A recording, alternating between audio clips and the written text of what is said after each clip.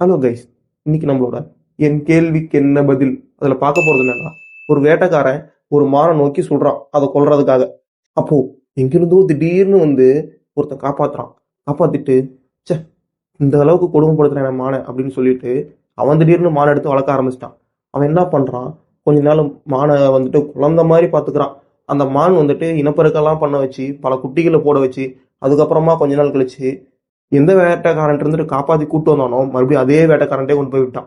இதனடா புதுசா கேள்விக்கு என்ன பதில் இல்ல கதை சொல்லிட்டு இருக்க அப்படின்னு கேட்டீங்கன்னா, இந்த கதை நல்லா கேட்டுக்கிட்டீங்களா?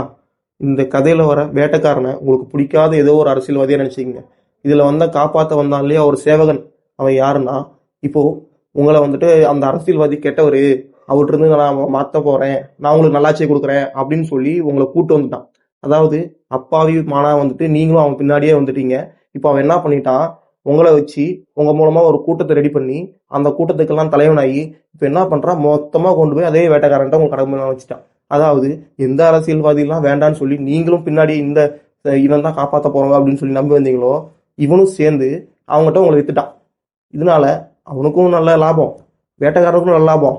ஆனா இடப்பட்ட இதுல இருக்கிற பாத்தீங்களா, நமக்கு தான் இது நஷ்டம். அதாவது அந்த மானோட ஆயுசை அந்த வேட்டைக்காரனும் இந்த காவக்காரன் வேஷத்துல இருக்கிற வேட்டைக்காரனும் தான் முடிவு பண்ணிட்டாங்க தவிர அது அந்த மான் கையில கிடையாது.